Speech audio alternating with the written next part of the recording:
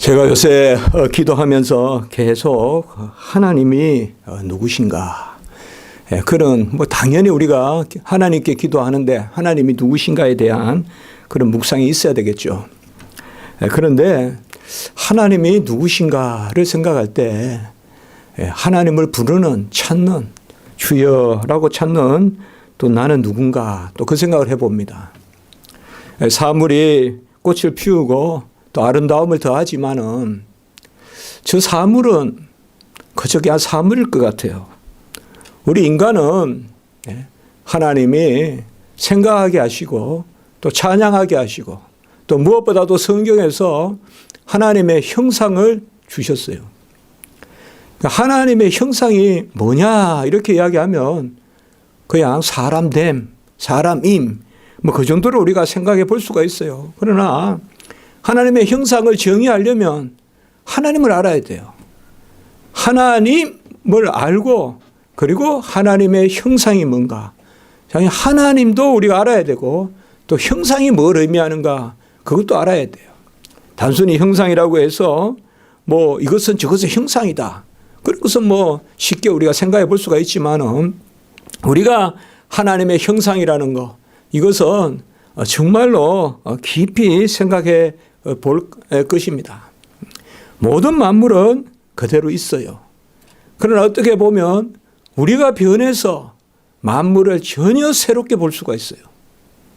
이제 봄에 피는 이제 목련이 꽃 필 텐데 목련은 그저 목련이에요.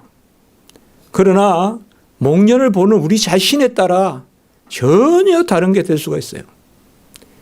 여러분, 천국은 어떨 것이다 라고 생각하십니까? 천국은 내가 변하는 곳이에요. 천국은 어떤 사물이 변해가지고 어떻다라고 그거를 우리가 많이 생각하죠. 천국에는 뭐가 있을까? 새하늘과 새 땅에는 뭐가 있을까? 그러나 사실상 뭐가 있을까 보다도 우리가 여러분들 안 보이는 것까지 보인다고 생각해 보세요. 우리가 영화롭게 된 모습으로 뭘 볼까? 지금 우리가 보는 것과 똑같은 눈으로 새하늘과 새 땅에서 더 좋은 것을 본다? 그래서 더 좋은 것이 있기 때문에 그것이 새하늘과 새 땅이다? 그게 아닙니다. 사실상 우리가 하나님의 형상을 하고 하나님을 찾고 또 하나님을 부르고 그리고 또 하나님은 우리와 가까이 하시고 또 하나님과 우리는 인격적 감히 교제라는 말을 하고, 요한일서 1장 6절에는 하나님과 사귐이 있다 이 말을 표현하고요. 이런 표현을 쓰는 이 총체적인 것을 다 모을 때 그게 하나님의 형상됨이에요.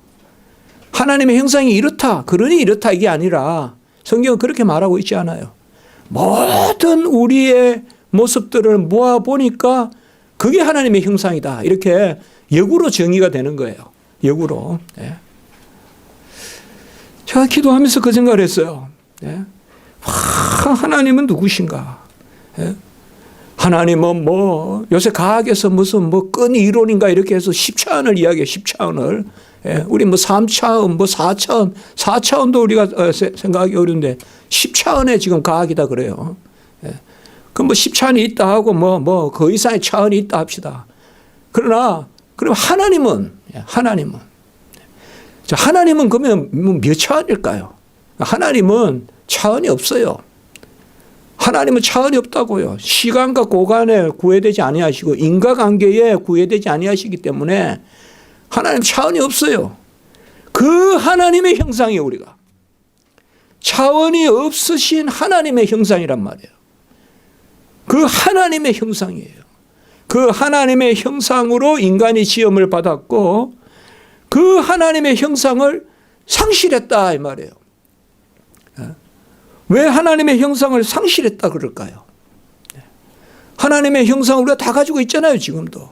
그런데 왜 인류가 타락해서 하나님의 형상을 상실하고, 물론 경우에 따라서는 우리가 불씨가 남아있다 이런 표현을 쓰지만 하나님을 기쁘시게 할 만한 것들은 다 상실했단 말이에요. 왜 하나님의 형상을 상실했다 그럴까요? 그리고 우리가 구원을 받으면 하나님의 형상을 회복했다. 그리고 하나님의 형상을 회복해서 지금 이 땅에서 회복된 형상으로 살고 그리고 마지막 때 우리가 영화롭게 되고 또 부활하고 그때는 하나님의 회복된 형상이 완성된다. 하나님의 회복된 형상이 완성된다. 그래서 사실상 하나님의 형상, 제가 막 이렇게 주여 주여 부르면서 기도하면서 다 그 생각했어요. 부르는 너 모습이 뭐냐 이거죠.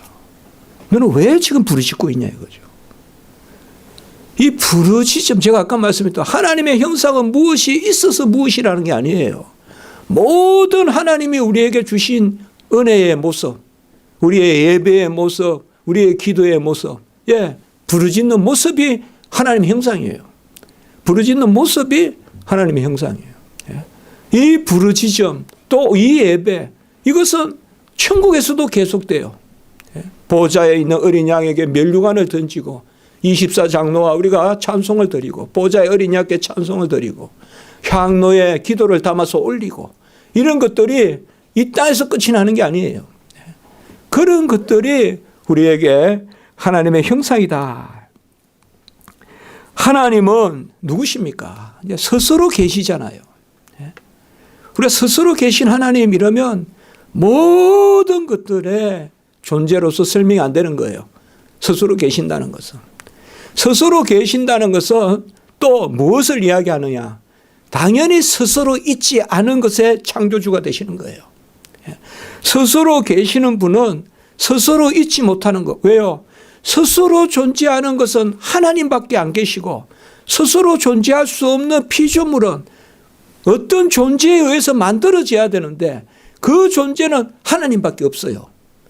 그렇기 때문에 하나님이 스스로 존재하신다는 것을 아멘 하는 사람은 하나님이 창조주심을 아멘 할 수밖에 없어요.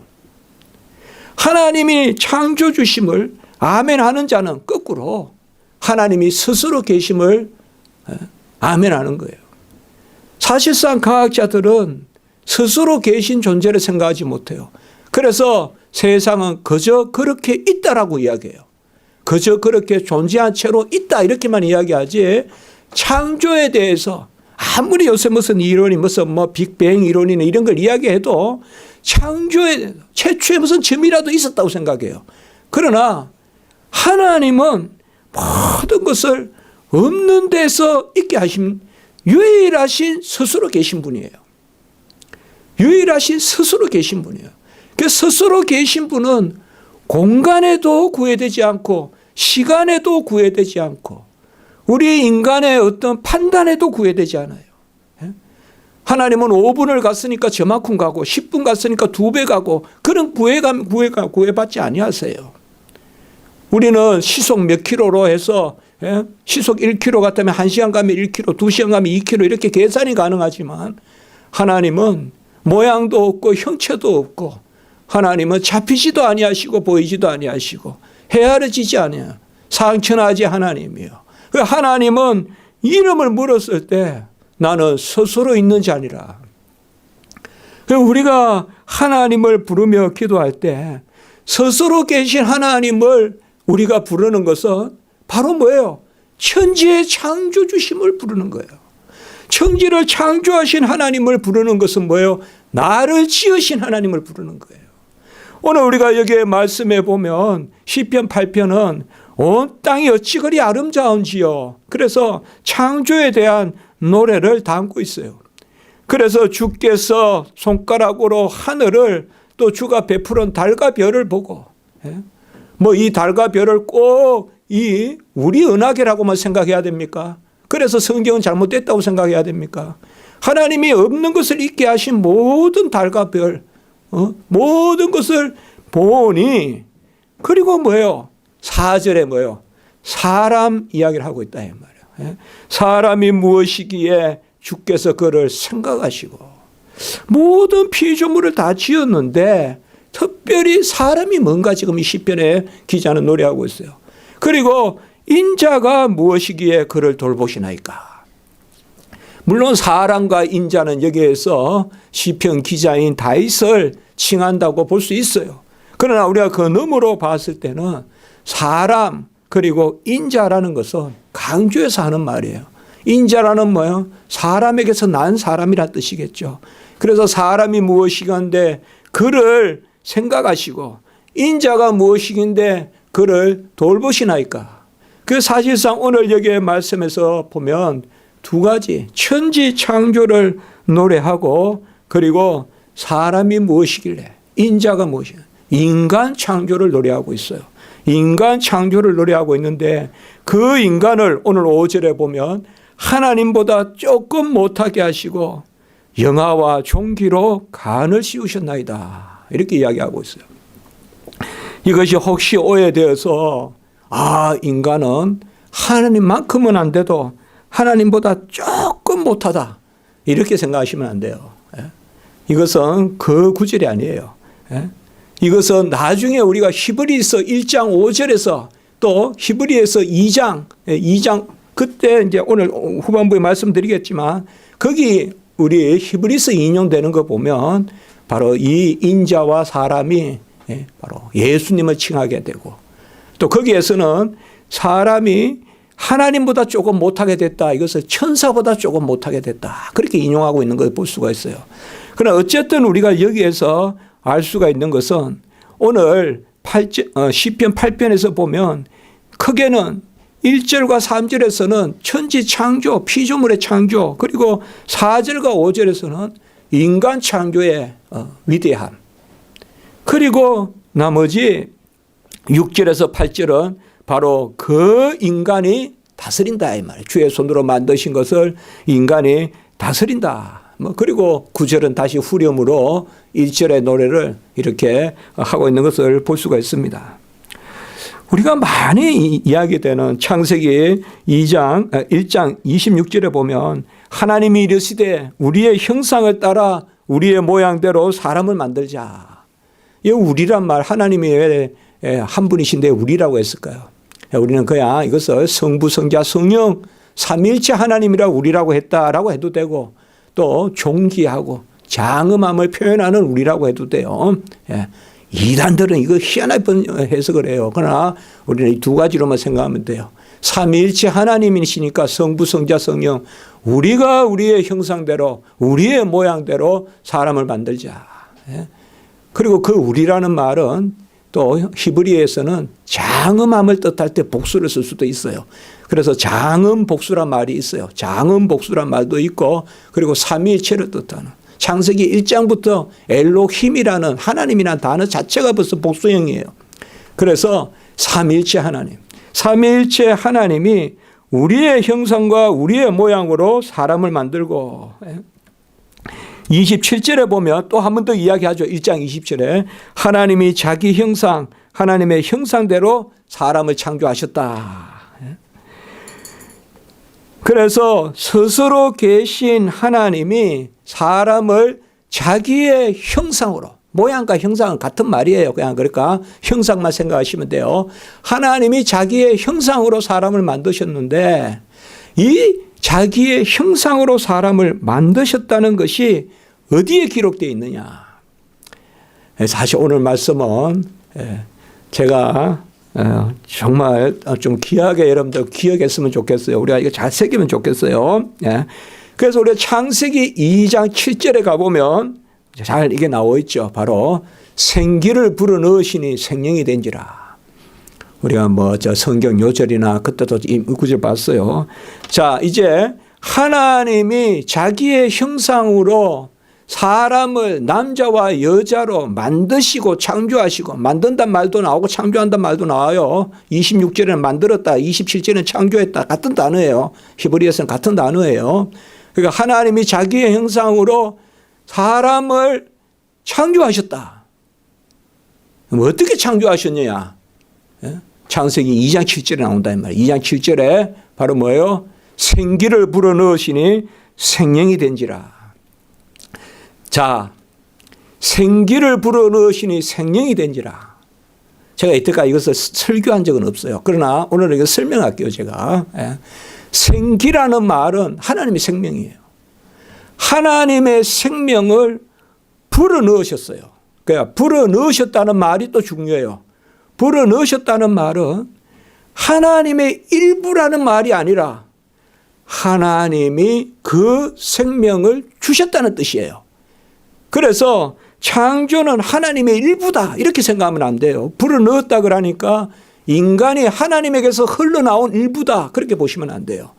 그래서 하나님이 자기의 생명을 불어넣으셨다. 자, 이 불어넣으셨다는 것은 뭐 우리가 후 숨을 불듯이 이렇게 생각할 바는 아니에요. 하나님은 어떤 형체로 모양으로 그렇게 성경을 바로 인용할 것이 아니에요. 그러나 어쨌든 성경의 이 표현은 뭔가 하면 하나님의 형상이라는 뜻이에요. 이게 하나님이 자기의 생명을 불어넣었다는 것이 하나님의 형상이라는 뜻이에요. 그러면 하나님이 자기의 생명을 불어넣으셨어요.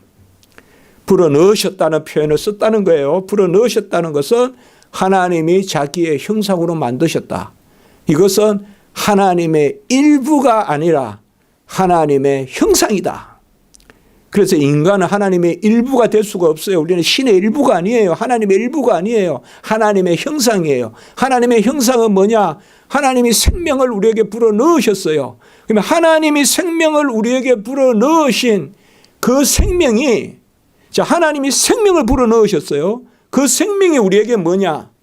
영혼이에요. 하나님이 생명을 불어넣으셨는데 그 생명이 우리에게 영혼이에요. 그래서 생명이 된지라. 자, 살아있는 영혼이 됐다는 거예요. 자, 그러면 여기에서 우리가 2장 7절에서 하나님이 생명을 불어넣으셨는데 그 하나님이 불어넣으신 생명이 우리 인간의 구조에 있어서는 뭐가 되느냐? 영혼이 된다 이 말이에요.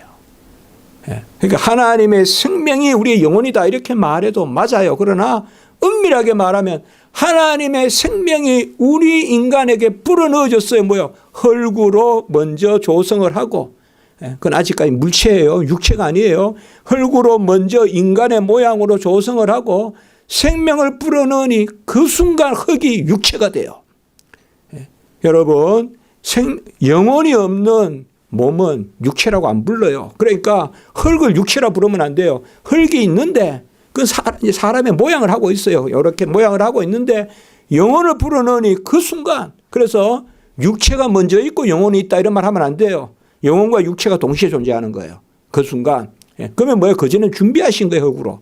그래서 영혼과 육체가 동시에 존재하는데 중요한 것은 뭔가 하면, 자, 이제 그러면 흙이 육체가 되는 거예요. 흙이 육체가 되고 영혼이 바로 하나님의 생명이 불어넣어져서 우리에게 영혼이 들어왔어요. 그럼 뭐예요? 영혼과 육체의 인간 존재가 됐죠.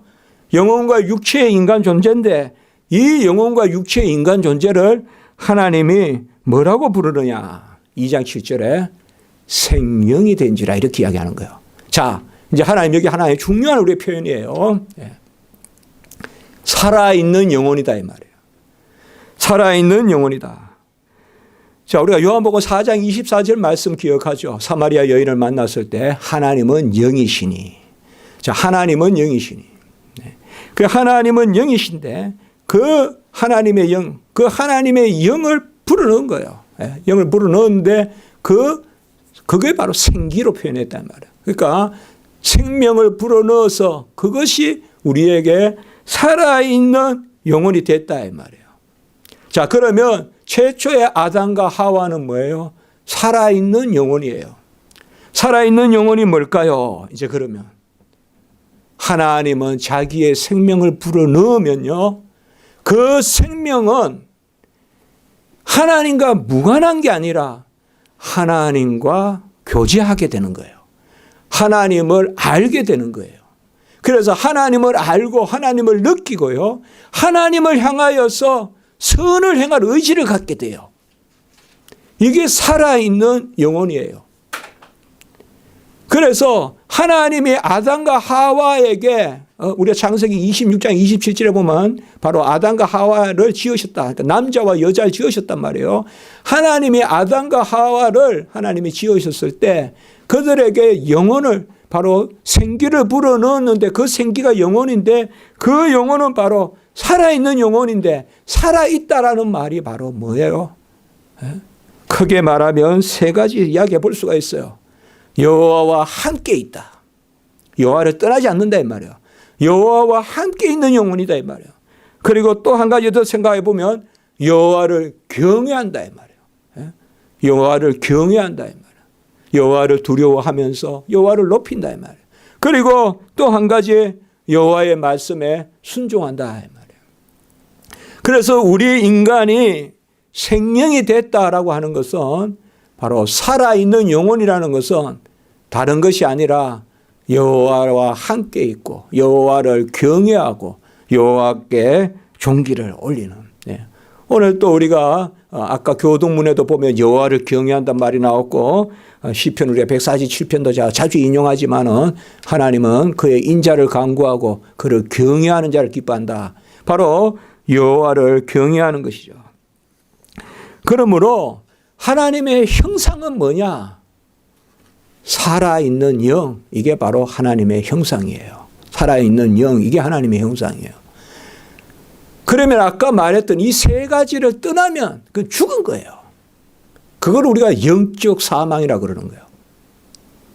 그걸 영적 사망이라고 합니다. 제가 처음으로 이렇게 이제 설명을 합니다, 여러분들. 이게 영적 사망인 거예요. 영적 사망. 그 영적 사망은 뭐냐? 아까 거꾸로 말하면 그 세 가지가 안 되는 거예요. 하나님과 함께 있지 않고 여호와를 경외하지 않고 여호와에 순종하지 않으면 죽은 거예요. 그 죽은 거예요. 우리가 고린도전서 15장 44절의 말씀에 보면 첫사람 아담은 산영이 되었고 옛날에는 산영이라 그랬어요. 그러나 새 번역에는 뭐라고 했어요? 생명이 되었고. 저는 이게 번역 잘 됐다고 생각해요. 왜요? 창세기 2장 7절과 고린도전서 15장 44절을 생명으로 번역한 건 잘한 거예요. 다 그것을 living soul, 살아있는 영혼이다 이 말이에요.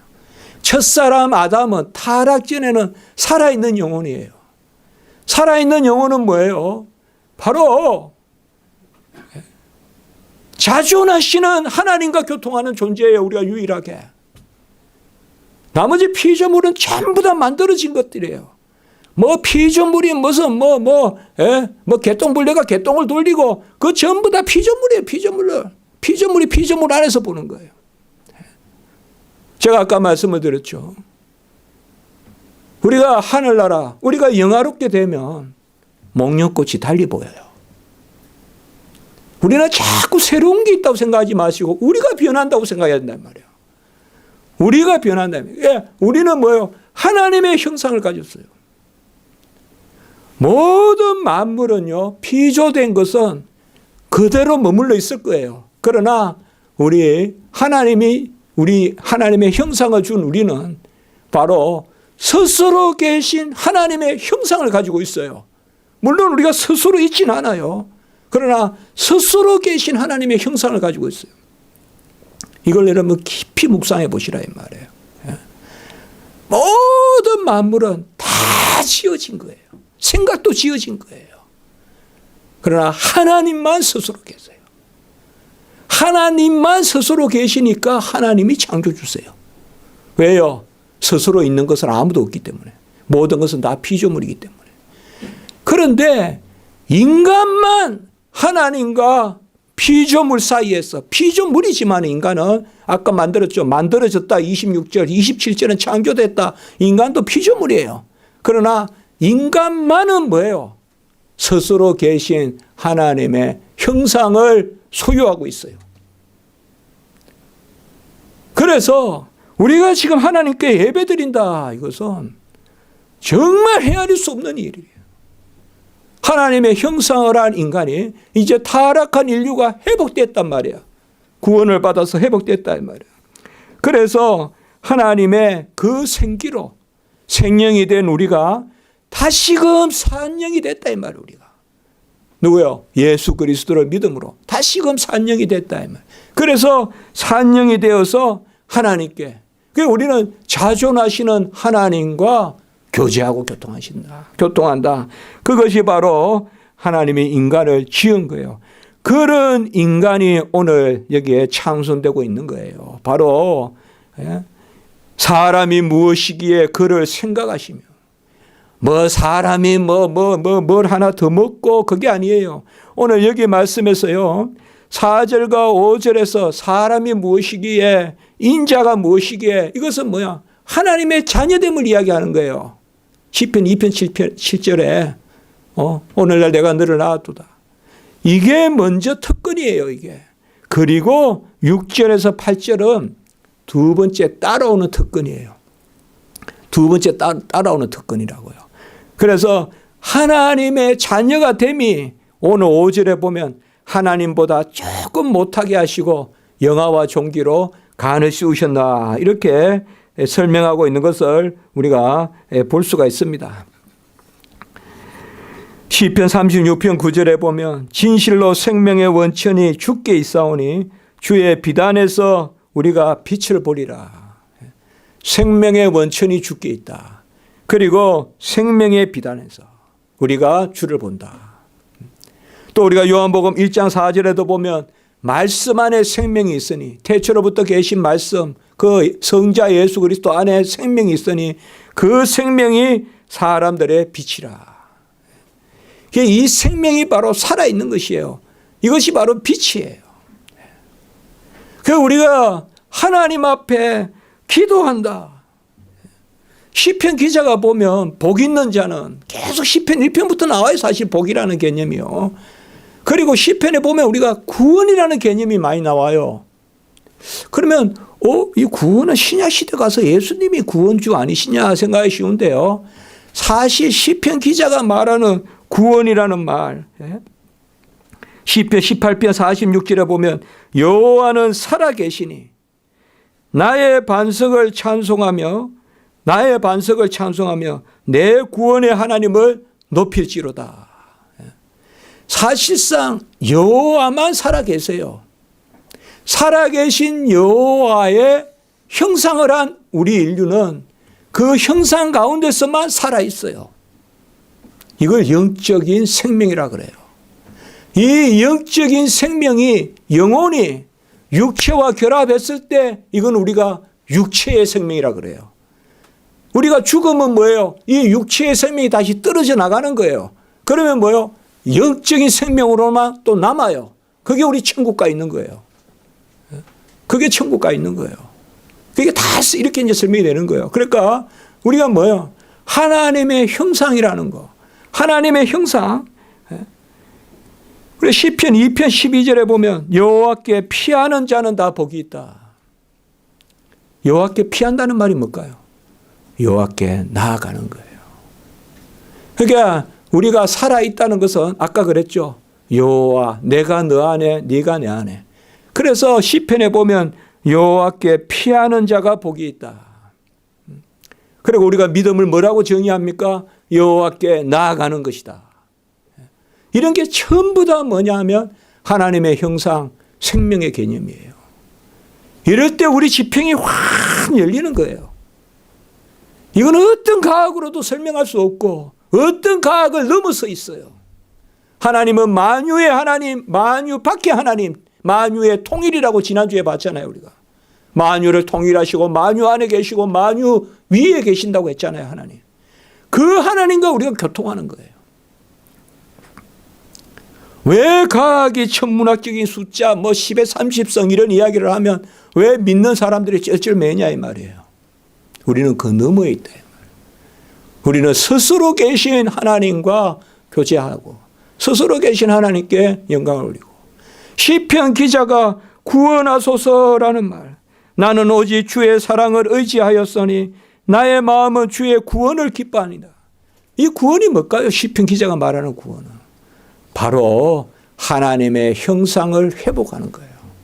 하나님의 형상을 회복하는 거예요. 하나님의 형상을 회복해서 하나님과 교제하고 하나님께 예배드리고 하나님께 순종하는 그것을 회복하는 것. 그것이 바로 구원이라는 거예요. 구원. 그러니까 구약의 시편에 보면 계속 구원이 나온다 이 말이에요. 특별히 우리가 시편 16편 8절 11절까지 내용에 보면 내가 여호와를 항상 내 앞에 모시며 그가 나의 오른쪽에 계심으로 내가 흔들리지 아니하로다. 이제 이런 말씀 잘 생각해 보란 말이에요. 그가 나의 오른쪽에 계심으로 흔들리지 않는다. 이런 것들이 다 제가 시편을 다시 보면서 야, 정말 시편이 정말 깊다. 제가 저번에 우리가 금요 그때도 제가 그런 말씀 드렸는데 그냥 여호와가 내 오른편에 계신다. 수사적 표현 아니에요, 이게. 자존하시는 분과 함께하는 거예요, 우리가. 자존하시는 분과 함께하는 거예요. 모든 피조물에 갇혀 있지 않아요. 우리는 강하게 예속되어 있지 않아요. 우리는 사물의 이름을 짓는 존재예요. 사물의 이름에 종속당하는 존재가 아니라 이 말이에요. 우리가 지금 세계가 질병에 종속당하고 있어요. 하들짝 놀라고 있죠. 성경에는 엄청나게 많이 나와요. 악질, 독종 이런 개념이. 간혹은 그의 백성을 칠 때도 사용하고 간혹은 저 법궤가 가드와 아스돗, 에글론 그 법궤가 갔을 때 그쪽에 막 독종이 막 일어나잖아요. 뭐 그런 여러 가지 이야기인데 어쨌든 우리는 뭐냐 하면 내가 여호와를 항상 내 앞에 모시며 그가 나의 오른쪽에 계심으로 내가 흔들리지 아니하노라. 이러므로 나의 마음이 기쁘고 나의 영도 즐거워하고 내 육체도 안전히 살리니. 이게 성경적 인간관이에요. 내 영혼이 즐겁고 내 육체도 살리니. 아까 말씀드렸죠. 영혼이 본질이에요. 영혼이 하나님의 형상의 본질이에요. 왜? 육체는 붙었다 떨어져 나갔다 하는 거기 때문에 그래요. 나중에 이제 부활 때 안전히 영화로운 몸이 되죠. 그래서 나의 마음이 기쁘고 나의 영도 즐거워하며 내 육체도 안전히 살리니 이는 주께서 내 영혼을 소홀에 버리지 아니하시며 우리의 영혼을 소홀에 지옥에 버리지 아니하시며 주께서 생명의 길을 내게 보이시려니 주의 앞에는 충만한 기쁨이 있고 주의 오른쪽에는 영원한 즐거움이 있나이다. 이 구절을 베드로가 오순절 성령 받았을 때 첫 번째 설교에 이 구절을 인용하는 거예요. 왜 이 구절을 인용할까요? 오순절 성령을 받았을 때. 여기에 핵심이 있다 이거죠. 핵심이 바로. 우리의 구원이 우리의 생명이 바로 뭐예요? 여호와가 내 우편에 계시고 내가 여호와 안에 있고.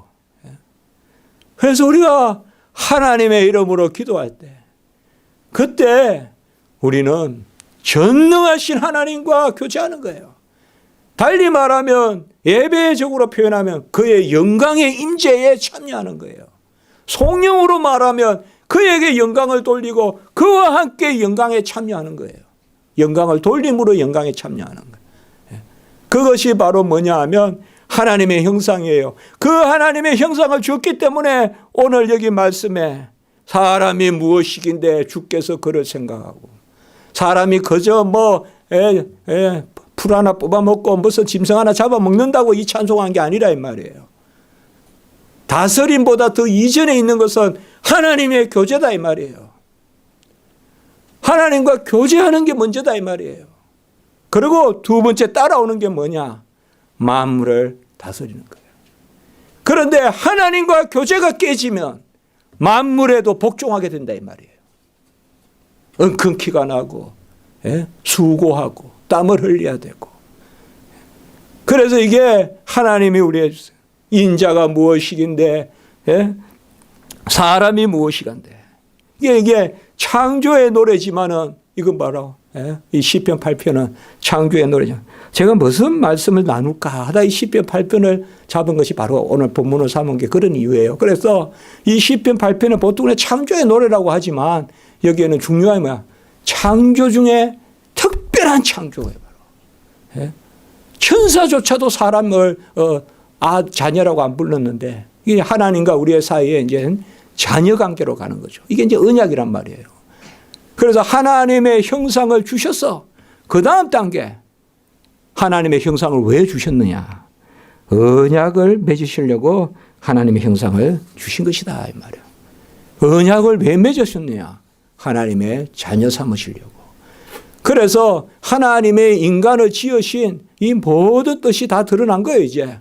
그 뭐냐 하면 하나님이 하나님의 형상을 주셔서 언약 맺으시고 언약에 순종했으면 하나님의 자녀 삼고자 하신 것이죠. 그런데 언약에 불순종해서 하나님의 자녀됨은커녕 원래 주었던 형상도 잃어버렸죠. 그래서 완전히 멸망이죠. 그게 바로 아무것도 없는 거죠. 무죠, 무. 예? 아무것도 없는 게 되어버렸어요. 예.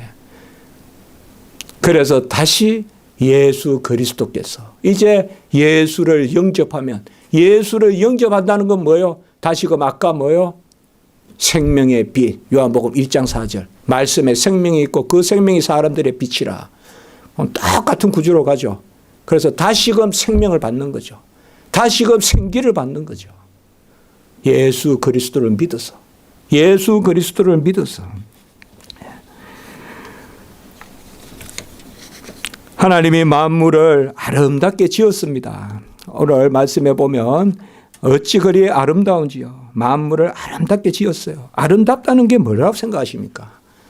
하나님의 뜻에 맞는다는 뜻이에요. 아름답다는 건 뭐가 아름다운 겁니까? 예? 사실 뭐 세상에는 여러 가지 보면 뭐 자연적인 아름다움, 뭐 인공적인 아름다움, 뭐 그런 사람이 만든 아름다움도 이야기하지만 궁극적으로 아름답다는 것은 바로 하나님께서 심히 보기 좋았다. 창세기 1장 31절 그게 아름다운 거예요. 하나님이 보기에 심히 보기 좋았다. 만물이 어찌 그리 아름다운지요. 그 1절에 보면 바로 뭐요? 주의 영광이 하늘을 덮은나이다. 이건 지난주에도 제가 말씀을 드렸죠. 만물이 하나님이 보시기에 선하게 지었고 하나님이 보시기에 아름답게 지었고 심히 보기 좋았더라. 그게 아름답다.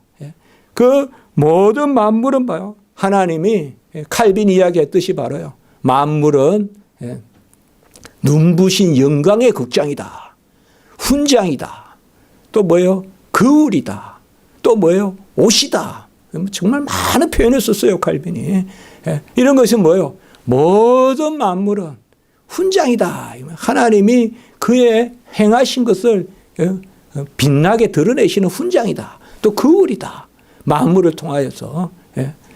그러나 오늘 우리 아까도 말씀했던 만물이 이렇게 아름답고 하나님의 선하심을 드러내고 그의 어떠하심을 드러내고 그리고 만물이 하나님께 영광을 돌리고 로마서 1장 20절에는 만물이 하나님의 권능과 능력을 드러내고 계시하고 밝히 보인다고 했잖아요. 그렇지만 중요한 것은 거기에 머무는 것이 아니라 바로 오늘 말씀같이 인간의 창조. 그래서 칼빈이 역시 한마디 더 인용한다면 바로 인간은 만물을 즐기는 관객이자 하나님 앞에 영광을 올리는 배우다 이렇게 이야기했잖아요. 그러니까 만물이 극장이라면 인간은 배우다. 그게 이제 오늘 여기에 말씀의 노래입니다. 뭐 짧은 시간에 제가 말씀을 다 나눌 수는 없겠지만은 성경에는 보면 만물 안에서 예배를 드리는 것. 그래서 예배가 온전할 때 만물이 온전하다. 여러분이 시편 24편 한번 펼쳐보세요. 시편 24편. 네. 우리가 시편 읽을 때 이런 걸 자주 만나게 돼요. 이런 말씀들을. 아까 이제 시편에 나오는 구원이 뭐라 말씀드렸죠. 시편에 나오는 구원이란 뭔가 하나님께 돌아가는 거예요. 다시. 하나님께. 하나님 내 우편에 계시고. 그게 뭐예요? 우리가 살아있는 영혼이 되는 거예요. 그게 구원이에요. 구약의 개념으로 보면. 오늘 24편에 보면 1절에 보면 땅과 거기에 충만한 것과 세계와 그 가운데 있는 것들이 다 여호와의 것이다. 이렇게 이야기해요. 창조를 이야기했죠. 창조에 머물면 자연주의자 돼요. 창조에 머물면 그저 인문주의자 돼요. 바로 시편 기자는 뭐로 들어가요? 3절에 보면 여호와의 산에 오를 자가 누구며 거룩한 곳에 설 자가 누구냐. 바로 이렇게 나가요. 여호와의 산에 오를 자가 거룩한 곳에. 이게 바로 뭐예요? 성소 개념이 나오죠. 하나님께 예배하는 그 개념이 나오죠.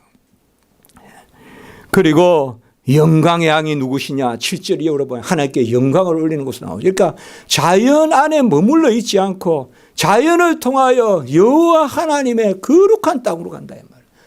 우리 창세기도 보세요. 1장에서 만물을 지으시고 2장에 뭐예요? 에덴 동산을 주셨다고. 에덴 동산이 뭡니까? 그게 바로 거룩한 하나님과의 교제하는 터예요. 그런데 불순종하니까 뭐예요? 에덴 동산에서 추방되잖아요. 왜요? 있을 수가 없잖아요. 그 에덴 동산은 여호와께 영광 돌리는 터거든요. 예? 에덴 동산에 있는 사람은 어떤 사람이에요? 바로 오늘 24편 4절에 보면 손이 깨끗하고 마음이 청결하며 뜻을 허탄한 데 두지 아니하고 거짓 맹세하지 아니하는 사람. 한마디로 유다서에 나오듯이 자기 자리를 모르고 막 교만한 사람, 그것은 에덴 동산에 있을 수 없다 이 말이에요. 그래서 하나님이 만물을 지으신 것은 에덴 동산을 두시기 위함에 어떻게 보면 에덴 동산은 뭐예요? 바로 인간이 하나님과 교제하는 곳이에요. 그곳에 있어야 살아있는 거예요. 그런데 인간이 타락해서 에덴의 동쪽으로 추방되잖아요. 에덴 동편으로. 이러한 것을 우리가 찾아볼 수가 있어요. 시편 33편도 보면요. 여호와의 말씀으로 하늘이 지음이 되었고 만상이 그의 입기운으로 이루어졌다라고 시편 33편의 창조를 노래해요. 그런데 33편 13절에 보면 여호와께서 하늘에서 굽어보사 모든 인생을 살피시며. 제가 오늘 이 설교의 제목은 바로 하나님의 형상이에요. 인간이 피조물의 이름을 짓는다는 게 뭘 의미할까요? 피조물이 인간이 갇히면 안 된다 이 말이에요. 조금 쉽게 하면 수월하게 하면 생각할 거야.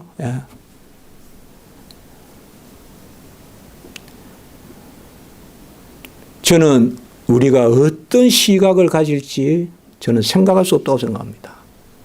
새하늘과 새 땅에서는.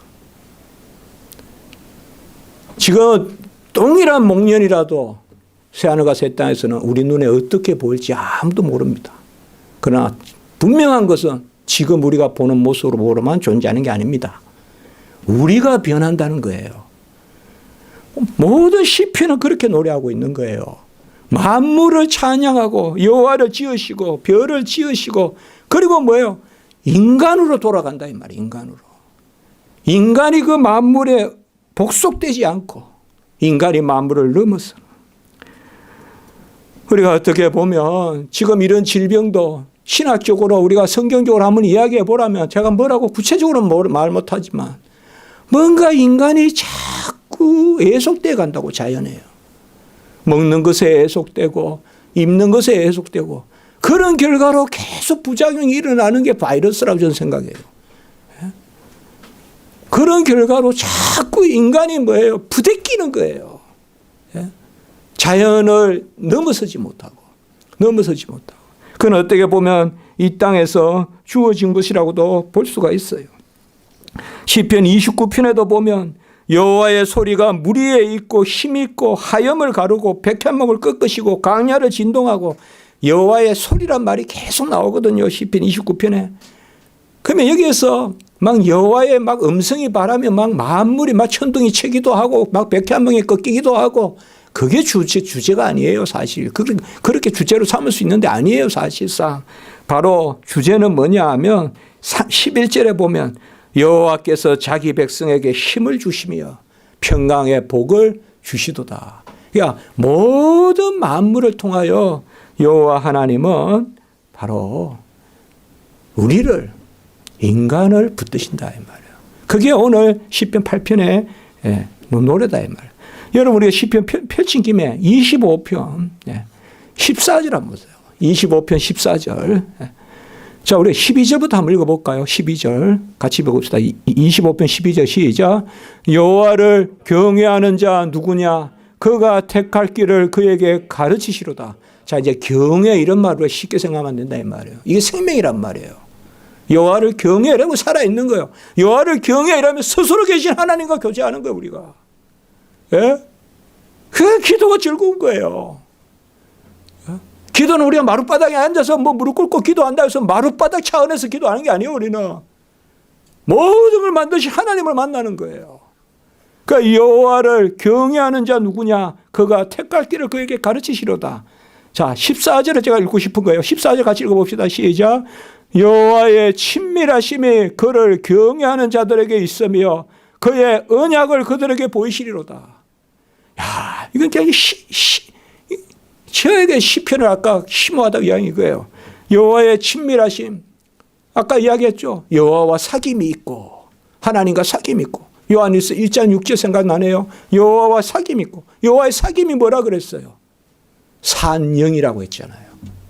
예? 생명이 된지라. 그게 하나님의 형상이에요. 그러니까 하나님의 친밀하심, 이게 하나님의 형상이에요. 그의 언약을 그에게 보이시로다. 여기에 언약이 나옵니까? 바로 창세기 2장 말씀 그대로 해놓은 것과 똑같아요. 그 성경이 놀랍다니까요. 이 시편 한 구절에 그냥 창세기까지 왔다 갔다 하고 이러잖아요. 이래 우리가 하나님의 말씀이라니까. 인간이 기록한 게 아니라니까 이게. 이게 바로 뭐야? 언약이 나오잖아요. 여기에서 바로 뭐요? 창세기 2장 7절에 생기를 불어넣으니 생명이 된지라 에덴 동산 만들고 언약 체결했다. 이 한 구절에 다 있잖아요. 그래서 여호와를 경외하는 자에게 구원의 길을 보인다. 이제 말씀을 마치겠습니다. 제가 조금 더 후반부도 좀 이렇게 했는데 오늘 저는 여러분들과 나누고 싶은 것은 우리가 이때까지 영적인 생명이 뭐냐 이런 말, 또 육적인 생명이 뭐냐. 그러니까 영적인 생명은 하나님이 우리에게 주신 생명인데 하나님이 우리에게 주신 생명은 하나님과 붙어 있는 속성을 가지는 생명이다 이거예요. 그러니까 하나님이 우리에게 주신 생명은 그건 영생이라고도 해요. 그는 영생은 뭐요? 하나님과 붙어 있는 생명이 하나님을 떠나면 그 생명이 아니에요. 근데 이 영생의 영혼의 존재가 육체와 결합해서 인간이 이 지상의 삶을 살아요. 그런데 인간이 타락해서 그 영생의 존재인 영혼이 다 타락했어요. 그래서 그냥 멸절이에요. 사실상 뭐 있다는 것도 없는 거예요, 아예. 그러면 이제 뭐요? 예수님 안에서 우리가 다시 구원을 받으면 그 아까 요한복음 1장 4절에 했대. 생명의 말씀, 그 말씀에 생명이 있고 그 생명의 빛이다. 그래서 영접하는 자 자녀가 된다. 12절에. 그 자녀가 된다는 게 뭐예요? 언약의 성취잖아요. 금방 우리 나왔지. 언약의 성취잖아요. 그래서 하나님의 창조 목적은 뚜렷합니다. 하나님이 목적하신 거예요. 우리 인간을 자녀 삼고자 하신 거예요. 자녀 삼아서 뭐예요? 자녀로서의 영광을 받고자 하신 거. 그것입니다. 그것이 우리의 하나님의 형상입니다. 제가 어제 우리 이제 사모하고 산에 가서 우리 십자가 지기라는 이름이 너무 윤리적으로 들리는 게 아니냐 이런 말을 한번 한 적이 있어요. 제가 어젯밤에 설교 준비하다가 회개를 했어요. 십자가 지는 것은 윤리가 아니에요. 십자가 지는 것은 그 생명으로 가는 거예요.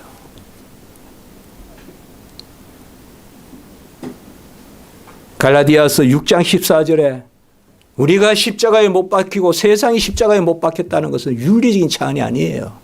윤리적인 것은 따라오는 거고 본질적인 차원이에요. 십자가를 통하여서 우리가 십자가에 예수와 함께 못 박히고 세상도 십자가에 못 박히고 우리가 바로 뭐예요? 생명으로. 저는 요새 계속 기도할 때마다 자존하시는 하나님을 많이 묵상해요. 스스로 계신 하나님. 뭐라 표현할 수가 없어요. 이거는. 스스로 계신 하나님. 그러나 뭐예요? 아버지, 아버지 부르는 나는 뭐냐 이 말이죠. 스스로 계신 하나님을 아버지라고 부르는 나는 어떤 존재냐 이거죠. 인자가 무엇이길래 사람이 무엇이길래 이 답이다 이거예요. 내가 무엇이길래 스스로 계신 하나님을 부르냐 이 말이에요. 십자가가 없이는 내가 부를 수 있겠습니까? 그래서 제가 나는 아직 멀었다. 멀은 게 아니라 나는 이게 정말 가짜다. 그 생각까지 해봤어요. 내가 십자가 지기라고 그렇게 해놓고는 그걸 또 너무 윤리적이지 않을까, 오해하지 않을까 이런 생각도 해봤다니까 제가 그런 생각을 해봤습니다. 여러분 힘을 내시고 우리가 이름을 짓는 그 완성태가 바로 새하늘과 새 땅의 우리의 삶입니다. 모든 만물을 그 다스림, 그 이전에 뭐예요? 온전한 자녀됨이 있습니다. 그게 오늘 시편 8편의 노래입니다. 기도드리겠습니다. 거룩하고 자비로우신 하나님 아버지, 만물이 허탄한데 굴복하고 신음하고 있습니다. 속히 회복되게 하시고 모든 질서가 온전히 되게 하시고, 아버지, 우리 인간들이 혹시 어떤 욕심으로 생태계의 변화나 또 어떤 아버지여 지구 환경의 변화 이런 것들이 초래된다면 아버지여 돌이킬 수 있도록 도와주시고, 이런 기회에 우리가 아버지여 또 어디에서 멀어졌는지를 다시 한번 돌아보는 그런 은혜가 있게 하시고, 아버지 지금 질병 가운데 또 애쓰시고 수고하시고 또 그 병 가운데 있는 분들 회복시키시며 또 우리 의사 선생님들 특별히 도와주시고 정말 헌신하고 봉사하시는데 붙들어 주시고 또 정부 당국자들 위에도 은혜를 주셔서 선히 이 일이 지나가게 하시고 이번 일로 우리가 더욱 하나님께 영광 돌릴 수 있도록 하나님 도와주시옵소서. 법궤가 임하여 형통함이 있는 그 은혜가 있게 하시고, 법궤가 임하였는데 그것이 독종이 생기는 그러한 우리의 제약이 없는지 돌아보게 하시고 하나님 회복될 수 있도록 인도해 주시옵소서. 모든 우리 성도님들 지켜주시고 또 모든 건강을 붙들어 주시옵소서. 예수님의 이름으로 기도드리옵나이다. 아멘.